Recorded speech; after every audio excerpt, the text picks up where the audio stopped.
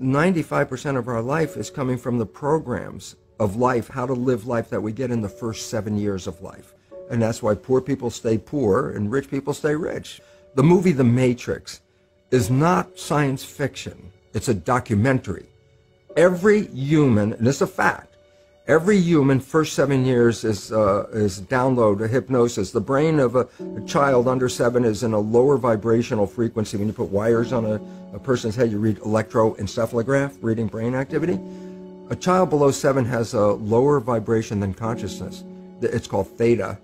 Theta is imagination. Oh, that's how kids play tea party with mud pies, but to them it's a real thing. A kid rides a broom, it's a horse. That's theta, imagination. Theta is also hypnosis. And the idea is this: before you can become conscious, if you don't have any programs, what are you going to be conscious of? So nature makes the first 7 years. What kind of programs are required to live on this planet? I say, how do you get them? Theta is hypnosis. You just watch. You watch your parents, you watch your siblings, and your community, because you have to learn how many 100,000 rules. Think about it. Just to be a functional member of a family and a functional member of a community, there are rules. Teach an infant these rules. I say, oh, you don't have to. First 7 years, they observe it and just download it. Look, this is not new. I mean, there's the famous book, Rich Dad, Poor Dad. And basically said you come from a poor family and you could struggle your whole life and try to get rich, but you're not going to make it. And if you come from a rich family, you could be stupid your whole life and make it.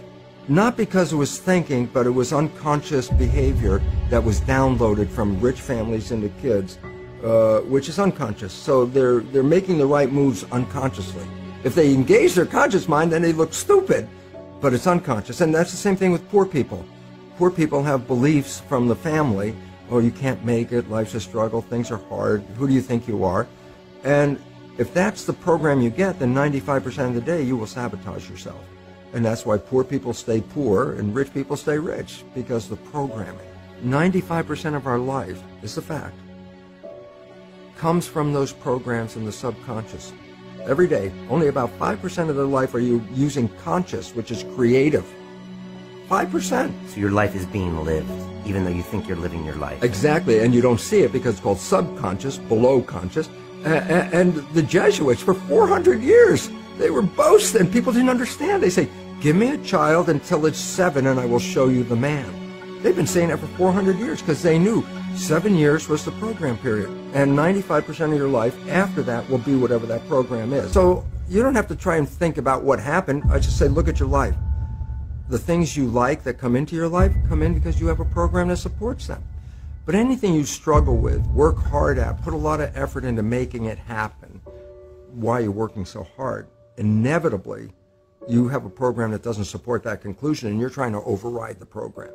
So you don't need to do a lot of shrink and psychology stuff. You just look at your life and say, where am I struggling? Because wherever you're struggling, inevitably it's a program in your subconscious that does not support that destination you've been looking for. The conscious mind is creative and can learn in any number of ways. Read a self-help book, go to a lecture, listen to this program, and conscious mind's going to get some awareness. And I go, yeah, but subconscious mind doesn't learn that way. I go, right, it doesn't. Subconscious mind learns in 2 fundamental ways naturally. Hypnosis, which is the first 7 years. And after age 7, how do you put new programs in? Repetition.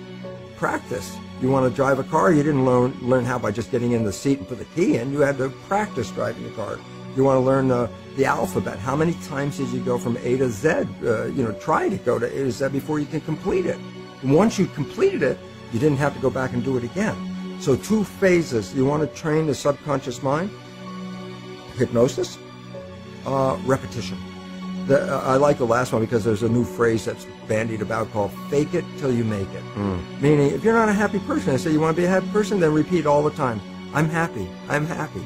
I say, well, you don't look happy or anything. I say, no, who am I talking to? By repetition, I'm talking to subconscious. Okay. If subconscious gets, I am happy, and 95% of your life comes from that subconscious, there will be a point once the subconscious got, I am happy, you don't have to say it again. Okay. It'll be automatic. And that's why we see people do affirmations and gratitude journals and stuff, because if you do that daily... It's repetitive. That's the secret part.